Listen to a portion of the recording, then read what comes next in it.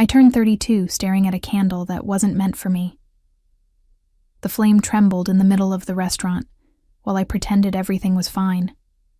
The reservation was in her name. The dessert had been pre-ordered by her. The emerald wrap dress I'd chosen had been chosen with her in mind. And the empty chair across from me felt bigger than the entire table. I'd been left before. Unanswered texts, poorly constructed excuses, promises that evaporate like rain off a summer sidewalk in Charleston. But never on my birthday. Never with a babe, something came up, sent 22 minutes before we were supposed to meet. If you're someone who believes in unexpected beginnings, in the kind of turns you only understand in hindsight, subscribe right now before this story pulls you any further in. And I want to know something specific. What's the last risk you took that actually paid off? Drop it in the comments. I read every single one. My name is Ren. I'm a brand strategist. I help small businesses figure out who they are before they try to tell the world. I live alone in a third-floor apartment in Charleston's Wagoner Terrace neighborhood, close enough to the water that I can smell the marsh on windy evenings, but not close enough to have a view. I keep color-coded calendars. I have a sticky note system that my friends make fun of and secretly wish they had. I'm the person in the group chat who sends the itinerary 3 days before the trip. I am, in short, the last person who should have been ambushed by her own birthday. That night, I was trying very hard to be my best version of myself. The restaurant was on King Street. Low lighting, reclaimed wood tables, the kind of place that smells like rosemary and ambition.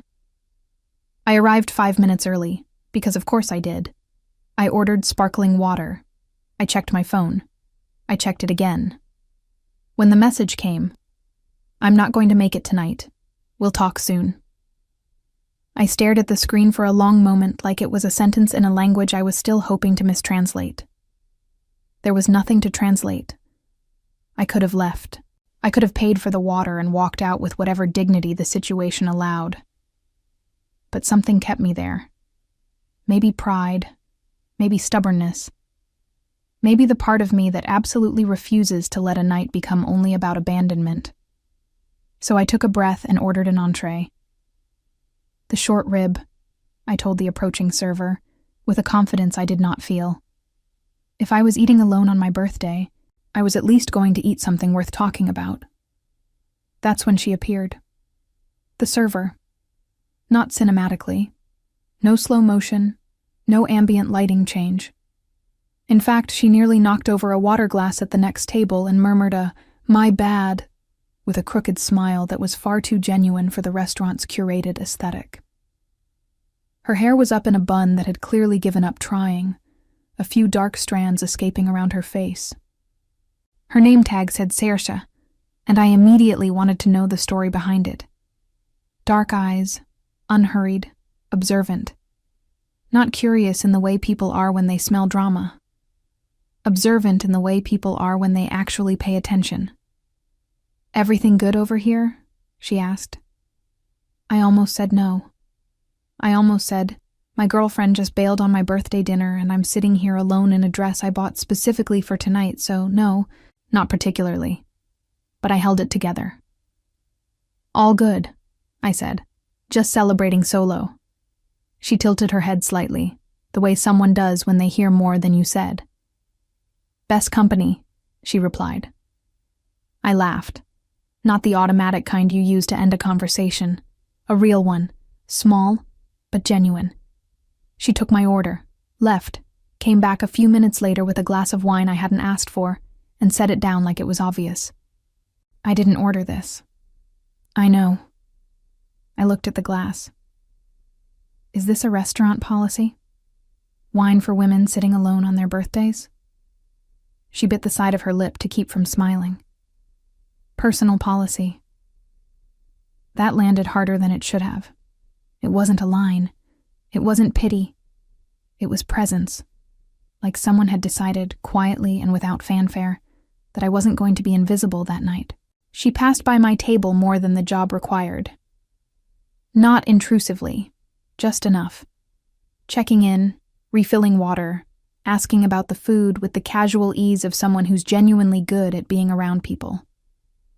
I'm used to reading brands, reading people, reading the gap between what someone presents and what they actually mean. With Saoirse, I didn't find a gap. What I saw was what was there. When the dessert arrived, a chocolate lava cake that had been part of the original reservation, it came with a candle already lit. "We can take it off if you want," Saoirse said, voice quieter now. I looked at the flame. I thought about the empty chair. I thought about the text. "No," I said. "Leave it." She stayed. Didn't sing. Didn't make a thing of it. Just stayed. And for the first time all night, I didn't feel alone. I don't know exactly when it started. The shift. Not falling for someone, not yet. Something quieter than that. Just the slow realization that abandonment doesn't have to be the last word in a night. Sometimes it's just the comma before someone decides to stay in the room. I blew out the candle and made a different kind of wish. I thought I'd go home crying. Instead, I walked out of the restaurant beside Saoirse like it had been the plan all along. She got off at 10:45. I'd waited outside on a bench, pretending to answer emails I had no intention of sending. When she came out with her jacket slung over her bag and her hair finally down, she looked at me like I was still a choice, not an afterthought. "You're still here," she said, half surprised, half pleased. "I told you I was celebrating solo. I'm just expanding the radius." She laughed, easy and unforced. Charleston at night has a way of cooperating with moments like this. Warm air, jasmine drifting from somewhere, the Battery a few blocks south with all that quiet weight of history and water. We started walking without picking a direction, and for the first time all evening, I stopped thinking about the empty chair. I told her about Declan. That was her name. My girlfriend. Declan. I said it the way you say the name of someone you're trying to decide how to feel about. Saoirse didn't interrupt, didn't wince, didn't perform sympathy, just listened. "She always had a reason," I said. "Always something important that came up. I used to joke that I was dating a fictional CEO. Did you believe the reasons?" I thought about it longer than I should have. I preferred believing them over asking questions. It was strange to say out loud. Declan never liked photos, never wanted to show up in anything I posted. Said she valued privacy. I said I respected that. She'd avoid calling me her girlfriend around her work friends. "Labels feel limiting," she'd say, like it was enlightened. I thought I was being mature. What I was actually being was convenient. Saoirse kicked a pebble off the sidewalk. Sometimes we accept smaller versions of what we need just to not be alone. I stopped walking for a second. Not because it was unkind, because it was the opposite. "You sound like someone who's lived that." She smiled without humor. "I've been on both sides of it." That got me. She wasn't positioning herself as the good guy, wasn't playing the wise observer. She was just being honest. The way some people are when they've done enough work on themselves that honesty doesn't cost them anymore. I felt something loosen in my chest, a kind of relief I hadn't expected from a stranger. We found a bench near the water. The lights from the harbor reflected in long, quiet lines. I slipped off my heels and let my feet touch the cool pavement. Saoirse looked over at me with something like warmth in her expression. "You don't seem like someone who likes winging it," she said. "I build content strategy for a living. Winging it gives me hives. So what are you doing out here?" I thought about it, trying not to repeat a pattern. The wind off the water moved a strand of hair across her face. I, who am famously measured about physical space, had a sudden urge to brush it aside. I didn't. She noticed anyway. "You don't look devastated," she observed. "I'm functional," I said automatically. Functional isn't the same as okay. That hit somewhere. I'd been complimented on my steadiness my whole life. Nobody had ever questioned it. My phone buzzed. Declan. Before you see anything, can we talk tomorrow?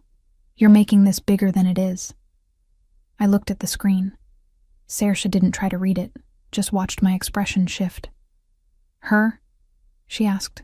I nodded. You going to respond? I breathed. I've been taking things seriously for 2 years. Maybe now I don't have to. I put the phone away without responding. Small gesture.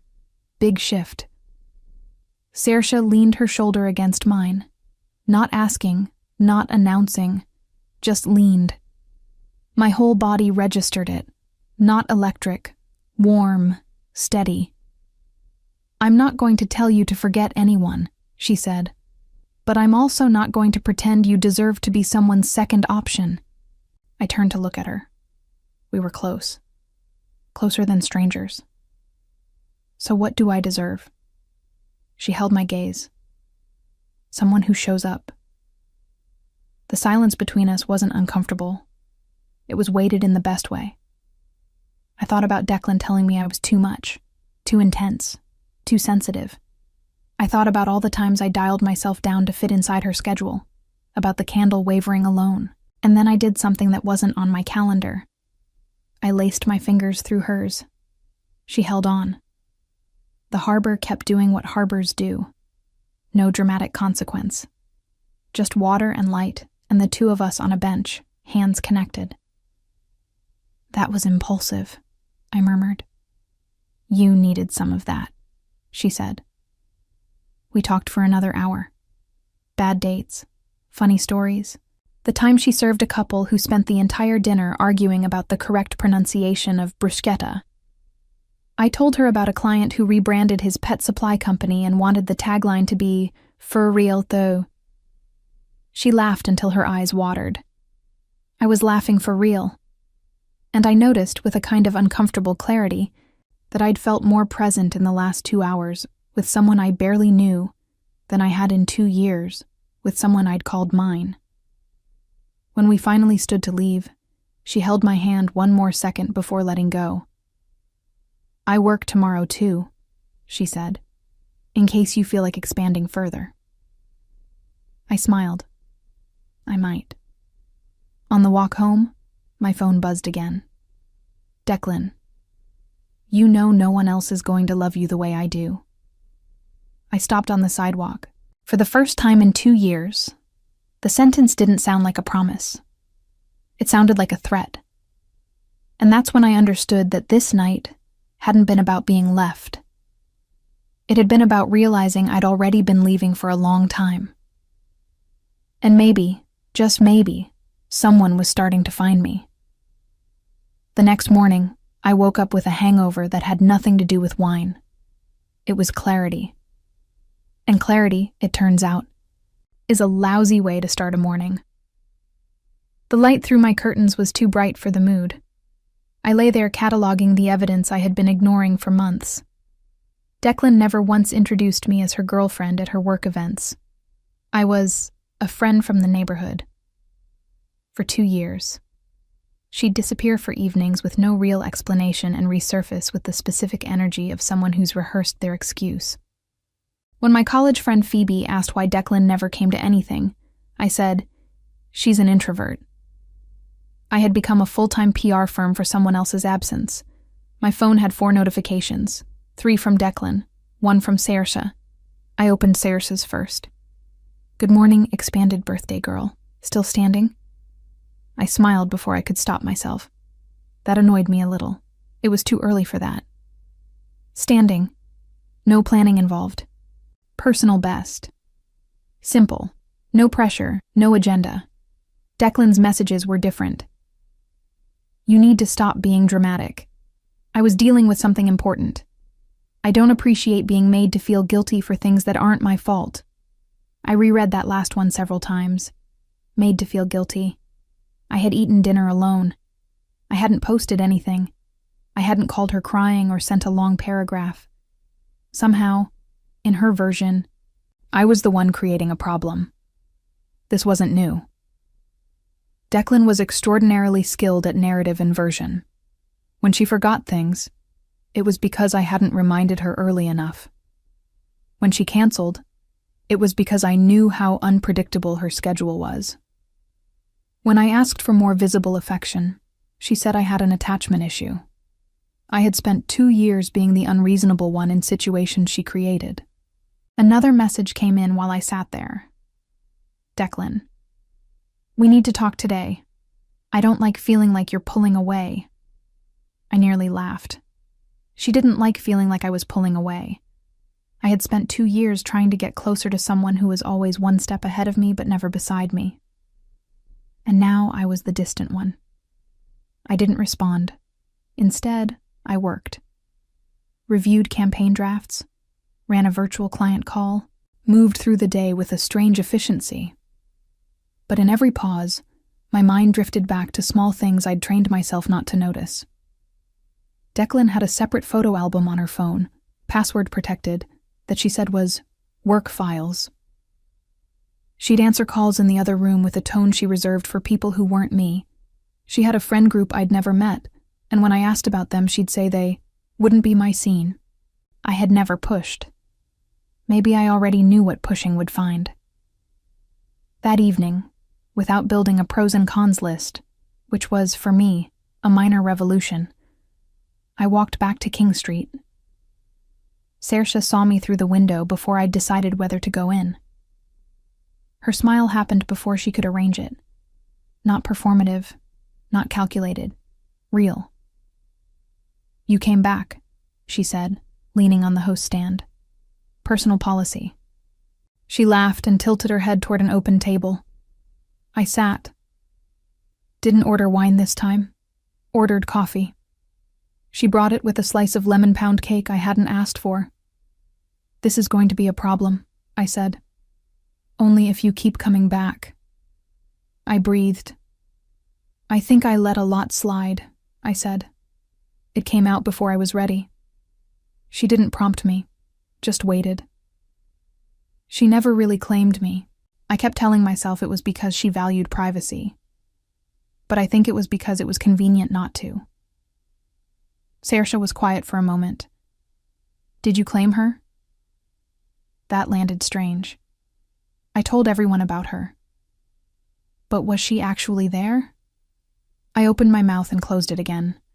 No. She moved closer to my side of the bar, not touching me yet, just reducing the distance. "You don't seem like someone who likes being kept in the dark." "I don't." "So why did you stay there?" I'd thought about that all day. The answer wasn't flattering. Because half of someone felt safer than nobody. Saoirse extended her hand across the counter, a slow, deliberate gesture, and touched my fingers. I felt it in my whole chest. "You deserve the whole person," she said. The world contracted to the size of that bar top. I leaned forward slightly. So did she.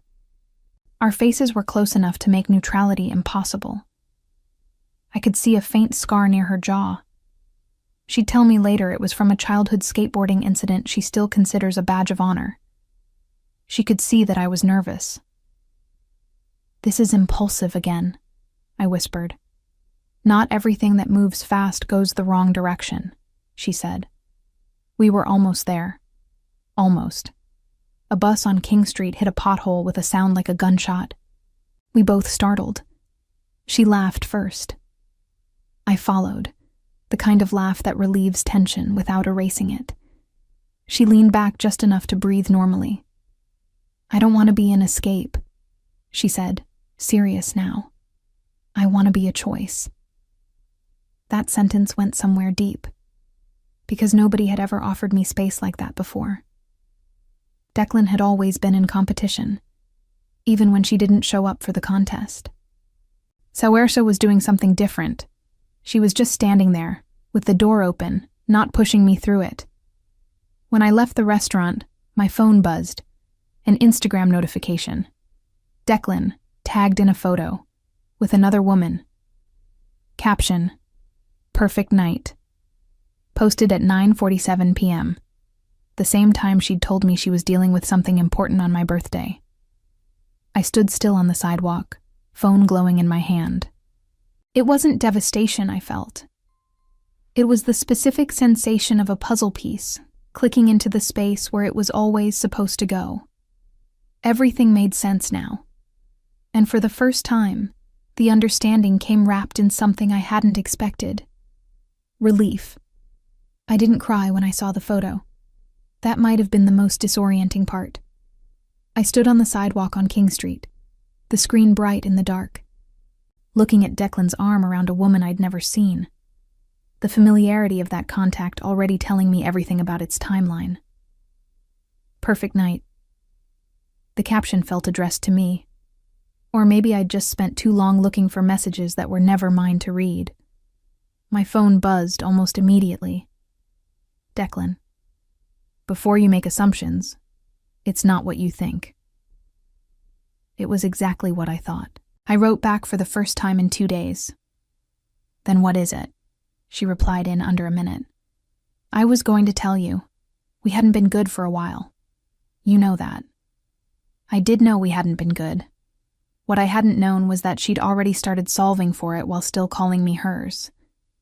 She asked to meet. I said yes. Not because I wanted her back. Because I needed to hear the lies in real time, with no screen softening the edges. We met at a cafe on Broad Street late the next afternoon. The light was doing something annoyingly golden and photogenic, the kind of sky that's supposed to mean something. Declan was composed, dressed like she'd prepared for this. Blazer, deliberate hair. She had the posture of someone arriving with a finished argument.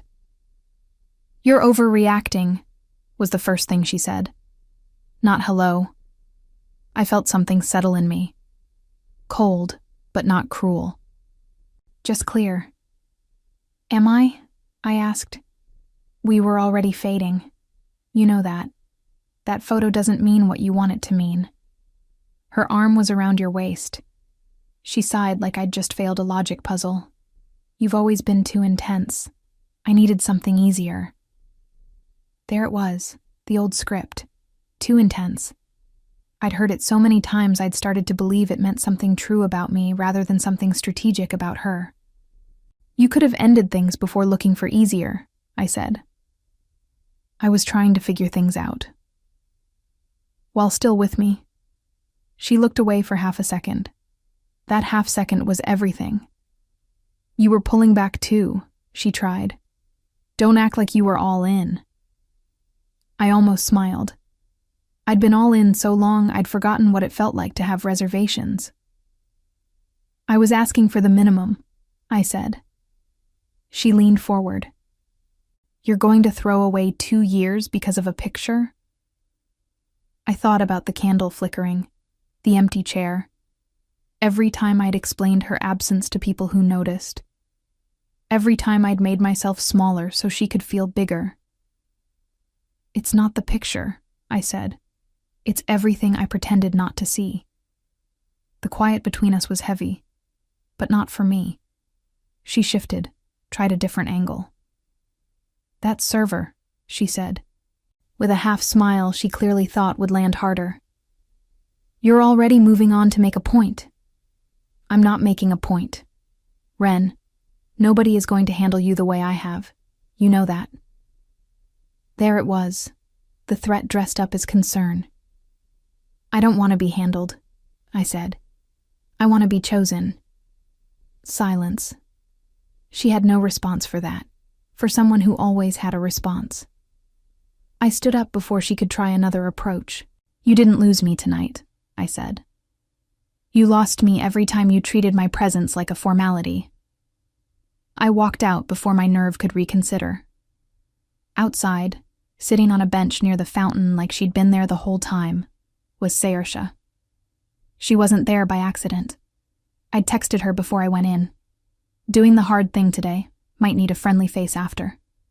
She'd replied, Say the street. I'll be there. And she was. How'd it go? She asked, standing. I took a breath. Clarifying. She studied my face the way people do when they're checking for damage they can't quite see. You're shaking a little. Adrenaline, or late-onset emotional intelligence, She laughed, and then she opened her arms. I'm not a run-into-someone's-arms person. I'm the person who calculates whether a hug is appropriate before initiating one. But I closed the distance between us and leaned in, and she held me the way people hold you when they're not trying to prove anything. Just present. When I pulled back, our faces were too close for pretending. I don't want to be your rebound, she said quietly. You're not. The evening light caught the side of her face. A bus rumbled past. Neither of us moved. I kissed her first. Or maybe we moved at the same time. Honestly, the logistics get fuzzy when it actually matters. It wasn't urgent. It wasn't a statement. It was slow and careful. The way you treat something you don't want to break, or something you want to understand before you claim it. Her hand found my shoulder. Mine found her face. The world narrowed pleasantly. When we broke apart, I was smiling in a way I hadn't planned. Was that impulsive? She asked. No, I said. That was a decision. And for the first time in a long time, I felt like I was making them again. Naturally, Declan didn't consider the matter closed. The kiss was still recent when my phone began behaving like a small, frantic emergency. Texts in sequence, a voicemail, a series of Instagram DMs from an account I didn't recognize that turned out to be a secondary profile she'd made. I have no notes on that particular choice. The through line of all of it was the same. I was moving too fast. I was embarrassing myself. I was doing this for revenge. And this one she really leaned into. She was concerned about me. Concerned.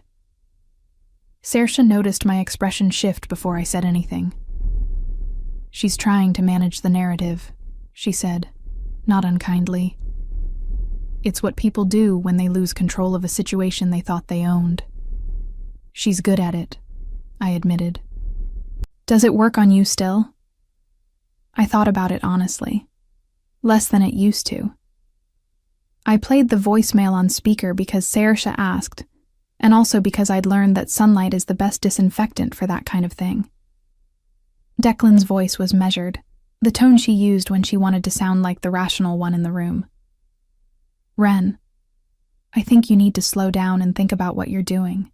This woman doesn't know you. I do. I know exactly how you get when you're hurt, and you're going to make a decision you regret because you want to feel better right now. That's not strength. That's avoidance. There was a long pause. Then, call me when you're ready to be reasonable. I looked at Saoirse.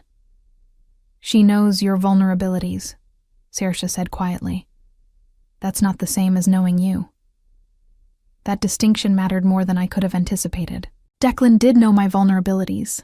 She'd cataloged them carefully over 2 years, and used them, I now understood, primarily as leverage. She knew I feared being too much. She knew I equated equanimity with worth. She knew that if she called something avoidance, I'd spend 3 days examining my own motives instead of hers. What would she actually tell people? Saoirse asked, if she made good on the threat. I thought about it out loud. That I'm too intense. That I need too much reassurance. That I jumped into something new too fast. None of that sounds like a secret. I paused. No, it doesn't. So she's threatening you with your own personality. When she said it that way, it sounded exactly as absurd as it was. I spent 2 years trying to make myself easier to carry, I said. You're not cargo, Saoirse said. She wasn't being clever. She meant it. That evening, I went to her apartment for the first time. A second-floor place off Rutledge with plants on every windowsill and a bookshelf organized by color, which told me something important about her. She made pasta. I set the table wrong and she fixed it without commenting. We sat across from each other and talked for 3 hours without it feeling like 3 hours. Later, on her small balcony, she stood behind me with her arms looped around mine, both of us looking at the light through the Spanish moss in the oak trees below. I'm not going to compete with her ghost, she said. But I'm also not going to pretend I don't know she's still making noise. She'll stop eventually. People like that stop when they find a new audience. She paused. Are you okay? I thought about the honest version of the answer. I'm unsettled, but I'm not lost. She turned me gently to face her. The look she gave me was patient in a way that had nothing to do with waiting. It had to do with actually seeing. You're allowed to take time with this, she said. I'm not going anywhere tonight. I kissed her. Slower this time, more settled. My hand found her waist. Hers found the back of my neck, careful and warm. We stood there in the amber light from the neighbor's porch, oak branches and Spanish moss moving gently around us. And for a few minutes, nothing outside the two of us required any attention at all. When we finally went inside, Declan's name was still in my notifications. I blocked her. Not dramatically, not as a statement. Just as the obvious next step in a sequence that had finally become clear. Saoirse was in the kitchen refilling her water glass when I did it. Done? She called over. Done, I called back. She came back to the couch and tucked herself against me with the easy confidence of someone who'd decided to be here and didn't need to keep deciding. I put my phone face down on the coffee table. For the first time in a long time, I said, the quiet feels good. She pulled the blanket over both of us. That's what happens when you stop bracing for impact. Blocking Declan, as it turned out, was not the same as being done with her. 2 days later, I was back at the restaurant. Not hiding, not passing through, just there because I wanted to be, when the air pressure changed. I didn't need to see her to know. Declan walked in like she had historical claim to the space. Dressed sharply, posture set to in control, with the expression she used when she expected someone to be impressed before she'd earned it. Saoirse was across the room taking an order but clocked the shift in my body language before I'd moved a muscle. Declan didn't ask. She sat across from me. It's a public restaurant, she said, before I could say anything. You need to leave. I just want to talk. We talked. You walked out, because we were finished. She leaned back like she was settling in for a long stay, surveying the restaurant with the practiced indifference of someone who wants you to feel like you live in their world. This is really where you've been spending your time, she said. Less a question, more an assessment. Yes. And the server, that's the new situation. I didn't confirm or deny.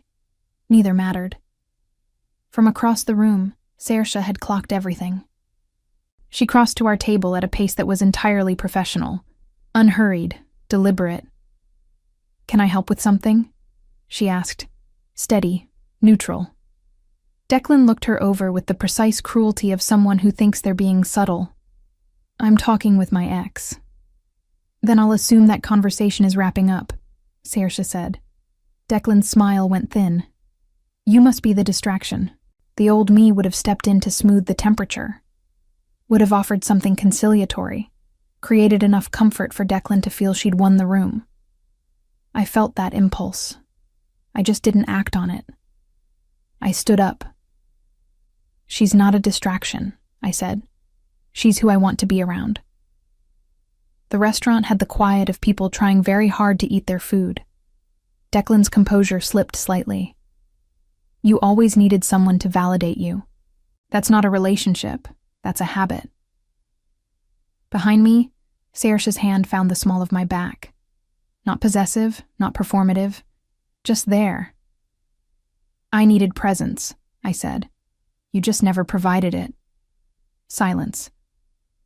Good luck with this one, Declan said to Saoirse finally, her voice going pleasant in that specific way that's designed to read as generosity and function as dismissal. She's a lot. Saoirse tilted her head. I'm not interested in what's manageable. I'm interested in what's real. Declan stood. Her exit had the energy of someone trying to leave before they're dismissed. You'll figure out what this actually is, she said to me. Then she walked out. The restaurant let out a collective breath. Saoirse turned to me. You okay? Yes. And I meant it. She guided me gently toward the bar. I don't fight for position, she said quietly, but I'm not going to watch someone try to make you feel small on my shift. She used to be better at that. No, Saoirse said. You used to be more available to it. That was the most important thing anyone said to me that month. Later, after the dinner rush thinned, we stood outside on the sidewalk in the warm Charleston evening. Does she still get to you? Saoirse asked. A little, I said, because honesty mattered more than sounding healed. But she doesn't get to decide anything anymore. She stepped closer. That's the part that counts. I kissed her there, on the sidewalk on King Street, outside the restaurant where I'd eaten my birthday dinner alone 3 weeks earlier. No audience I was performing for. No point I was making. Just choosing in public, without qualification. When we pulled apart, she was smiling in the unhurried way she had. She said I wouldn't be able to handle you. And I don't want to handle you. She brushed her thumb across my cheek. I want to know you. I leaned my forehead against hers. Under the lights of King Street, in the city where I'd always lived and never quite landed, I understood something I hadn't articulated yet. Declan wasn't a threat anymore. She was just noise from something that had already ended. And I was, finally, learning to take up my own space without apologizing for it. I should have guessed that Saoirse had something planned.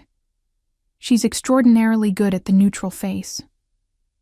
She'd been vague all week.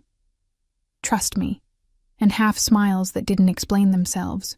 I was busy with a rebrand project for a local bakery client, and told myself I didn't have the bandwidth to parse her cryptic energy. What I was actually doing was finally not catastrophizing, which was its own kind of progress. On Friday, she texted, "Come to the restaurant at 8. Not formal. Just come." I rolled my eyes in the privacy of my apartment.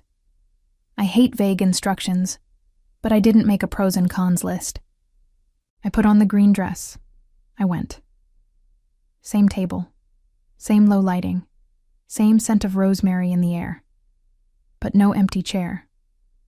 Saoirse was standing when I walked in her work clothes, with the expression of someone who's pulled off something they've been planning for days and is trying not to look like it.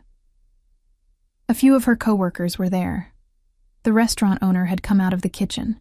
It wasn't a party. It was something smaller and more deliberate than that. Chosen people, chosen moment. You looked like you needed a different version of that night, Saoirse said, coming to stand beside me. So I thought we'd give you one. My throat did something involuntary. This is a high bar you're setting, I managed. I'm not competing with anything, she said. I'm just building forward. The dessert arrived, different from the first time, not the pre-ordered reservation cake. Something she'd asked the kitchen to make. On the plate, in dark chocolate script. You weren't alone.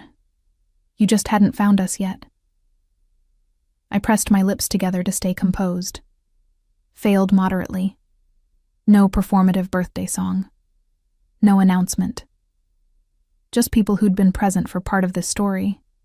And Saoirse, watching me with that careful attention she brings to everything. You know I don't need this to stay, I said. I know, she said. That's not why I did it. The candle was lit. Make a wish, she said. I looked at the flame.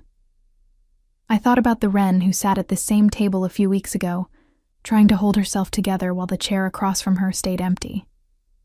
That woman was still me. I hadn't left her behind. But she wasn't running things anymore.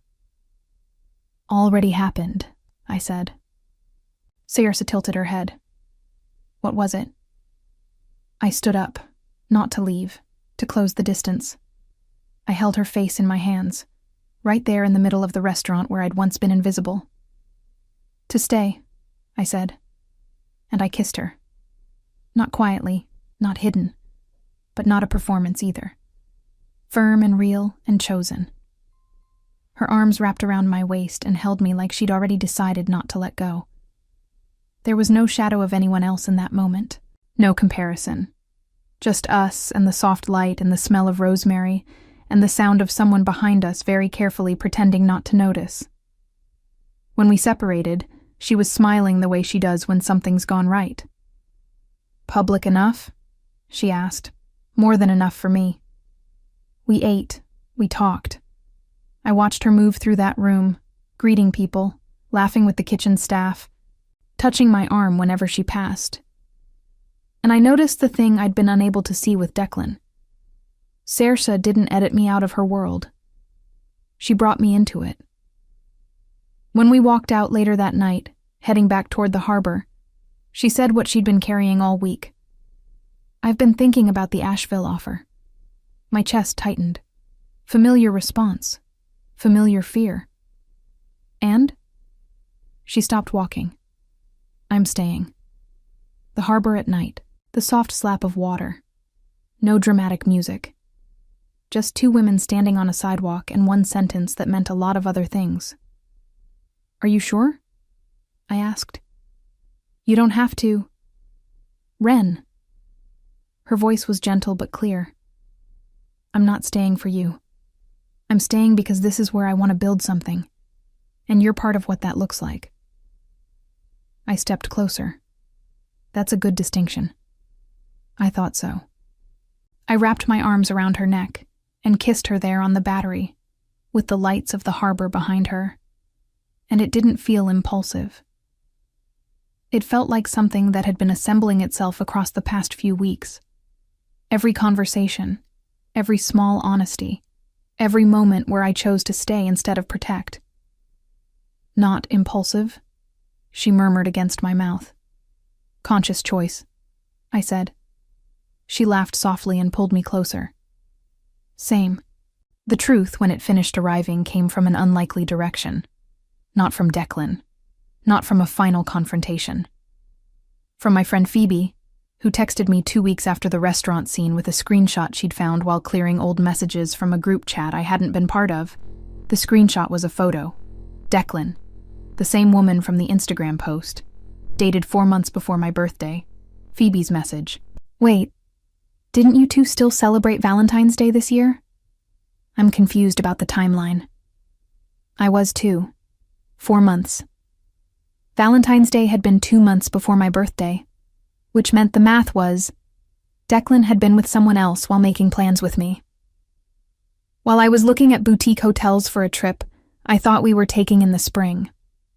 While I was defending her to Phoebe, to my sister, to anyone who'd raised an eyebrow at the fact that we didn't seem to show up in each other's lives, I sat with that for a long time. I expected it to break something.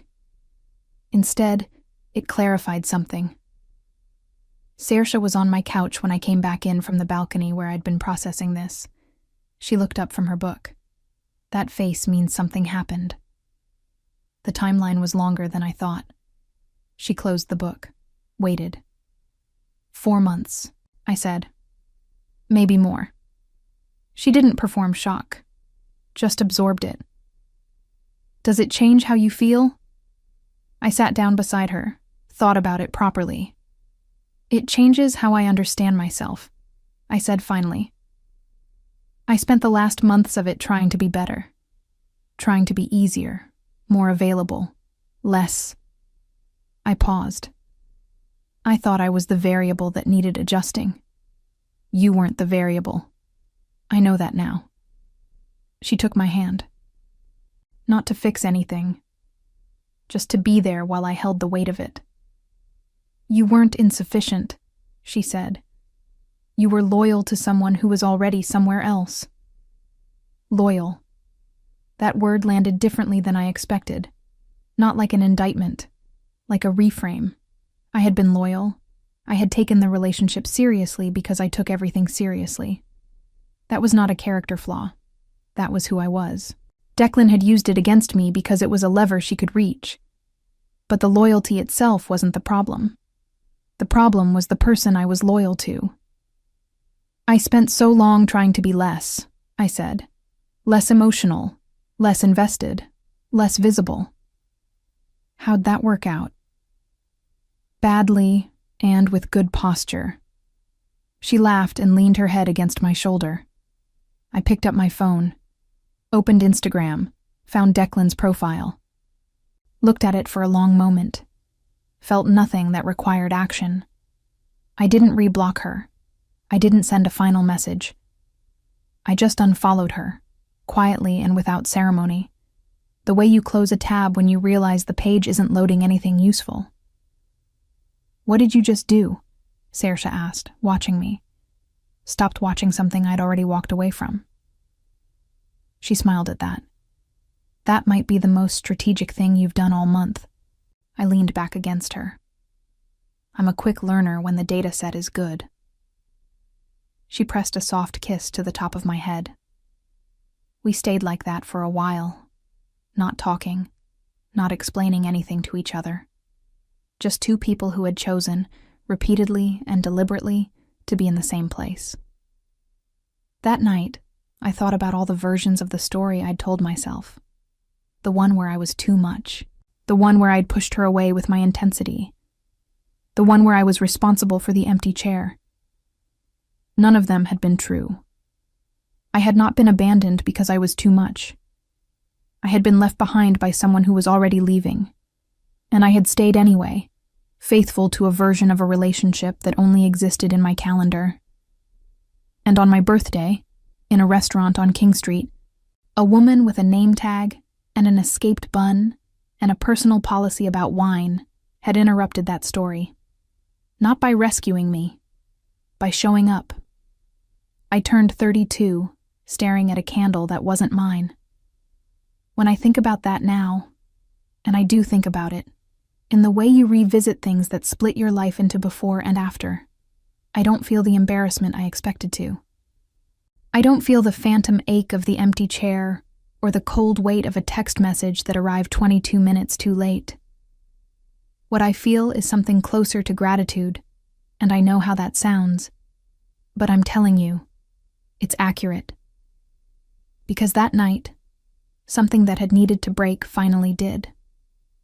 I had spent years in a version of love that required me to constantly compress, to make myself less legible, to be patient with absence and generous with explanations, and careful never to ask for so much that I became inconvenient. I thought that was maturity. I thought the ability to accept less without complaint was a form of emotional sophistication. What it actually was, I understand now, was erosion. Slow and polite and almost invisible. Declan didn't leave me on my birthday. She formalized an exit that had been in progress for months while I was busy being loyal to something that had already moved on without me. But here's what the story isn't. It's not about the betrayal. The betrayal was just the moment the lights came on. The story is about the woman with the crooked smile and the improvised bun who decided, without being asked, that I wasn't going to sit through my own birthday invisible. Who brought wine I didn't order and stayed by a candle she hadn't lit and treated my presence like it mattered before I'd done anything to earn it. Saoirse didn't save me. I want to be clear about that. I was not a rescue situation. I was a person who had been making herself smaller for a long time, and who had, in one evening, been reminded that taking up space is not the same as being too much. She didn't tell me to forget anyone. She didn't compete with anyone. She didn't promise anything she couldn't back up. She just stayed. During the shaking aftermath of a hard conversation. During the night, I found out the timeline was worse than I thought. During the moments when I started to close up because closing up had always felt safer than risking another empty chair. And I stayed too. When it would have been easier to frame her as a rebound and protect myself with distance, I stayed. When my old patterns kicked in and said this is moving too fast, slow down, I examined them instead of obeying them. When Declan tried to reframe my choices as weakness, I let that go without an argument, because I didn't need to prove anything to someone who'd already shown me what she thought my presence was worth. Now, weeks later, I'm at my desk in my apartment in Wagoner Terrace, and Saoirse is on the couch behind me, going through a culinary program application she's been putting off for 2 years. The marsh smell is coming through the open window. There are 2 coffee mugs on the table, one mine, one hers, because she started keeping a mug here, and neither of us made a formal announcement about it. That's how it tends to happen with her. No press release. Just things becoming true gradually, and then all at once. "You're doing the philosophical stare again," she says without looking up. "I'm doing strategic reflection."